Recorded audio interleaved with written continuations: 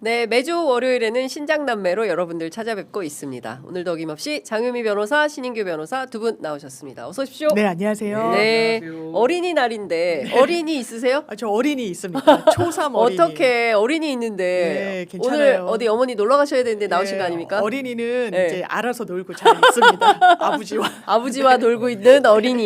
예. 엄마는 일하시고 아버지와 놀고 있는 어린이.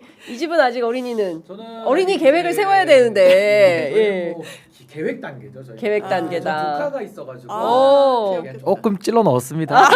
네, 조금 많이는 아니고 아, 조카들 네, 맛있는 거 조카들. 먹으라고. 아유, 네, 예. 또 삼촌이 유튜브 나온다고 어. 저희 조카 꿈이 나중에 슈퍼 유튜버가 되는 게 오. 꿈입니다.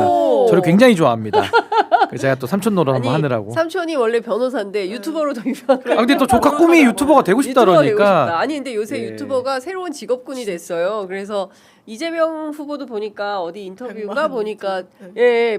그 저기 뭐야 100만. 100만 유튜버. 어. 아, 저희 취재편이 좀 노력해야 됩니다. 아직 66만입니다. 저희가 저 시청자 여러분들께서 조금만 더 도와주시면 저희도 이재명 후보처럼 100만 한번 가보도록 하겠습니다. 그러니까요, 뭐 여행 유튜버 이런 거 하고 싶다고. 근데 제가 주말에 사실은 토요일 날, 일요일은 저희가 긴급 라이브 하느라고 서부학 교수님 못 갔는데 토요일 제가 강원도 일정을 쭉 따라다녔어요. 그런데 그동안 제가 초기에 보지 못했던 이제 새로운 현상이 뭐냐면 가는 곳마다 인산이네더라고요. 예. 그리고 그 평범한 시민들 계세요. 그냥 구경하러 나오신 분들. 뭐 누구를 저는 항상 가면 그 지지자들의 얘기는 너무 당연하시기 때문에 지지하지 않는 여론. 네, 그리고 잘 안 보이는 곳. 사실은 기자라면 당연히 그런 곳에서 나오는 여론을 직접적으로 보도해서 그 선거 캠페인 뛰는 사람들이 오판하지 않도록 보도하는 역할. 이 사실은 기자로서 굉장히 중요한 역할이라고 생각을 해서 그렇게 하는데 이번에 보니까 그 얘기를 제일 많이 하시는 거예요. 야, 이거 사법부 안 되겠다. 그동안은 검찰만 문제인 줄 알았는데 이거 법원도 심각하네. 그렇다면 이거는 이렇게 하면 이렇게 불공정하게 하면 이거는 좀 안 돼. 국민들이 뿌리가 나서야지. 같다는 거죠. 뿌리가 그렇죠. 같다는 그런 거죠. 말씀들을 굉장히 많이 하세요. 법비들 법조 예, 카르텔. 예. 그러니까 이거 야 대한민국 이거 이대로 가다간 큰일 나겠다. 이거 몇 명이 앉아가지고 자기들끼리 짬짬이 네, 해서 그냥 결정을 해버리면 손도 못 쓰고 끝나버리는 너무 이런 상황이 맞아요. 되는 건데 이건 너무 심각하다. 네, 네. 그러니까 평범한 시민들의 민심이 그렇다더라. 제가 요거는 짧게 총평만 좀 한 말씀 네. 드리면 사법에서 가장 중요한 두 기둥이 뭐냐. 하나가 법적 안정성이고 또 하나가 공정성이거든요. 이게 이제 정의의 개념인데 네. 안정성 면에서 지금 이 사법부가 했던 일들을 보십시오. 제가 나열만 좀 해보겠습니다. 네. 윤석열 구속 취소 인용 결정, 음. 시를 날로 해서 날을 시로 바꿨잖아요. 네. 그리고 즉시항고 포기, 심우정 총장의 행위죠. 음. 거기다가 어제 대법원의 그런 속전속결의 졸속 결정 판단. 이런 게 법적 안정성을 다 깨는 이례적인 판단인 겁니다. 그러니까 사법의 법적 안정성을 해친다는 게 첫 번째 문제점이고 두 번째는 아니 이례적인 게 지금 윤석열 전 대통령한테도 있고 이재명 후보에게도 둘 다 이례적이에요. 근데 웃긴 건 뭐냐면 윤석열 전 대통령한테는 이례적인데 완전히 유리한 결과를 갖다 주고 이재명 후보는 너무 이례적인데 완전히 불합리해서 불리한 결정만 하니까 이 편파성 과거 이재명 후보 쪽에만 압수수색이 뭐 300차례 이상 그리고 김건희 씨는 아무 수사도 받지 않고 덮어주는 이 편파가 이제 이 출마까지 막아버리는 지경까지 온 겁니다. 네. 이 대법원의 선거 개입과 이 공정성을 침해해서 피선거권을 빼앗으려는 시도는 이거 사법 쿠데타라는 거를 법원이 어떻게 부정합니까? 네. 그러니까 이건 너무 지금 심각한 지경까지 왔다. 전 일반 국민들도 그 법원의 민낯을 이번에 저는 볼 수 있었던 기회가 되지 않았나 그 생각이 그러니까요. 듭니다. 예, 본격적으로 이제 그 얘기를 먼저 좀 해봐야 될 것 같은데요. 앞에서 이용호 의원께서 그리고 이제 지난 주말에 서보학 교수님께서 정말 우연한 기회에 제가 취재 비하인드 스토리를 좀 말씀을 좀 드리자면 그 민주당의 주요 그 율사 출신 국회의원들이 27일은 너무나 불변의 피고인의 그 권리에 해당한다. 형사소송법에 규정이 되어 있다. 20일 7일. 예, 20일 플러스 7일. 그다음에 항소 이유서 제출하는데 항고 이유서 제출하는 네, 상고 이유서 예. 상고 이유서 제출하는데 20일. 네, 맞습니다. 그다음에 이제 상고장을 상고장을 제출하는데 제출하는데 7일.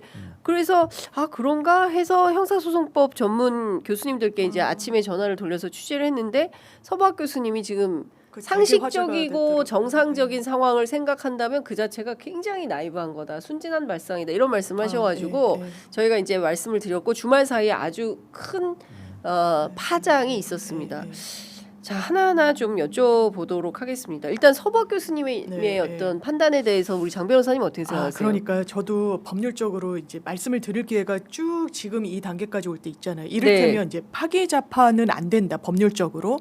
근데 이제 그 법조인이 아니신 다른 이제 분께서 진짜 안 돼요. 1%도 안 돼요. 0.1%도 안 돼요. 이러니까 제가 0.1%는 되지 않을까? 이를테면 그렇게 되는 거예요. 파기 네.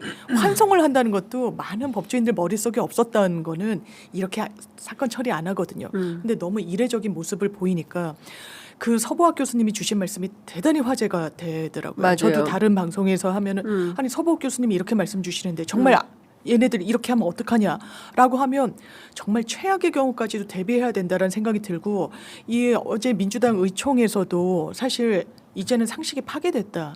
이 사법부도 원래 통상적인 그런 트랙으로 이 사건을 다루지 않을 거를 대비해야 된다라고 대단히 의견이 많이 나왔다고 하니까 원래는 그렇습니다. 일단 지금 파기 환송심에서 하는 걸 보면 원래는 우편 송달하는 거예요. 우편으로 보내고 안 받으면 그 다음에 인편으로 보내고 하는 건데 이런 걸 다 허물어 버렸어요. 네. 이재명 대표에 대해서만큼은 우리가 어떻게든 빛의 속도로 가늠하겠다. 그럼 파기 환송심이 5월 안에도 나올 가능성이 열려 있다고 일단 봐야 그렇죠. 돼요. 근데 이 재판부가 목요일 날 하던데 5월 15일 날 재판이 있고 예. 그때는 이제 공식 선거운동이 시작된 이후라서 아마 못 나갈 거라고 저는 개인적으로 생각해요. 아니 근데 지금 뭐 그것도 의도가 너무 분명한 거 아닙니까? 어떻게 있다고 공식 보여지죠. 선거운동이 시작됐는데 예, 예, 그것도 다른 의도가 없다고 할 사람들은 순 전부 없어요. 다른 후보들은 선거운동 하는데 당신은 재판 출석해. 그러니까요. 그것도 5번이나 기일을 잡았다는 거잖아요. 네. 심지어 6월 3일 네. 투표일 날도 그 저기 아, 뭐야 저 뭐지 갑자기 대장동 재판 말씀. 아니야 대장동 재판이 아니고 하나 있잖아요 무죄 1심에서 무죄 나온 위증교사. 위증교사. 큰일 났네 이놈의 갱년기 큰일 아니, 이 정도 단어가 생각이 안 나. 아 정말 큰일 났습니다. 위증교사 그러니까 사건. 5월 15일 날 끝낼 순 없고 그러면 22일로 통상적으로 넘어가는데 22일 날 20일 안 할 수 있고 5월 16일 날 예 할 수도 있다. 그러니까 두 번째 기일로 네, 하면 바로 두 번째 그러니까 제가 기일을. 목요일 날 재판하는 분은 목요일 날 한다 했더니 또 어떤 분이 목요일 날 한다고 어떻게 장담되냐 그렇죠, 이라는 거예요. 예. 보통은 뭐 그냥 2주 단위, 4주, 예. 2, 3주 단위로 하거든요. 그러니까 그럼 통상의 다음 날도. 법무 예. 실무의 그런 그 범주 안에서 이재명 후보 사건을 판단하면 그거는 100% 오판할 가능성이 근데 저희가 있어요. 이런 이래의 열의 예외를 다 합쳐서 이 사법부를 불신하게끔 본인들이 만든 거예요. 너무 안타깝고 진짜 그렇다고 하면 선배 말씀 주신 것처럼 16일 날 선고를 한다. 두 번째 기일은 네. 안 나와도 선고는 할 수 예, 있게 예. 형사소송법에 예. 돼 있어요. 예. 그럼 16일 날 한다? 7일 만약에 지금 흘러가는 걸 보면은 재상고인이 이재명 대표가 될 가능성이 높은데 네. 그럼 7일 안에 한다. 16일, 23일 바로 하루 만에 또 넘겨서 판단을 한다. 6월 3일 전에. 예. 아주 불가능한 것도 아니라는 아니다. 이야기가 이 맥락에서 그러면 나오는 거예요. 아니 근데 예. 이거는 어렵게 볼 필요가 없이 음. 지금 대법원이 스스로 정치 구덩이에 스스로 맞아요, 뛰어들었잖아요. 맞습니다. 전 이거 뭐 대법원 판결 존중하라 뭐 이런 얘기들 많이 하시는데 우리가 서부지법에 난동 부리듯이 들어갈 마음이 전혀 없어요. 그러니까 존중하란 말은 너무 당연하니까 안 해도 맞아요. 되고 네. 다만 이 사법부가 정치 중립을 깨고 고도의 독립성을 스스로 팽개치면서 정치 한복판에 들어갔다. 저는 법복 입은 정치인들이라고 보거든요. 그럼 법복 입은 정치인들에 대해서 놔둬야 됩니까? 아니 법원이 정치해도 되는 곳이에요? 아니 심판인데 심판이 레프리 복장 입고 한쪽 편에다가 패스 받아가지고 13명 뭐 내지는 네. 선수가 저쪽은 20명이 뛰고 여기는 11명이 뛰고 이 맞냐고요. 네. 단적인 예가 지금 명태균 수사받아야 될 사람 얼마나 많습니까? 이거 수사 안 하고 있죠. 아무것도 안 하고 근데 여기에 있어요. 대해서 국민들이 그렇게 화 안 내죠. 그 이유는 포토라인에 세우면 정치적 영향을 미치니까 안 해도 우리가 양해하는 거지 수사 안 하는 걸 잘했다고 하지 않아요. 그렇습니다. 사법이 고도로 자제하는 거거든요. 국민의 선택 앞에서는 엄숙하죠. 그러니까 소위 낮아져야죠. 얘기하는 사법 소극주의, 사법 자제. 사법자지. 근데 이거를 대법원이 스스로 깨버렸잖아요. 여기에 대해서 지금 비판을 하는 거고 과거에도 보십시오. 지금 윤석열이라는 자가 내란에 대해서 사실은 계엄은 대통령의 권한이거든요. 근데 근데 계엄권을 가지고 자기 권한을 가지고 쿠데타를 일으켰어요. 그래 국민들이 가서 막은 거 아닙니까? 지금 그렇습니까? 똑같습니다. 서부학 교수님의 논의는 법을 어기는 걸 전제하고 있기 때문에 이거는 사법 쿠데타를 얘기하시는 거예요. 맞아요. 그럼 사법 쿠데타는 우리가 어떻게 합니까? 뭐 고민합니까? 플랜 A, B, C가 아니라 그냥 그건 진압이에요.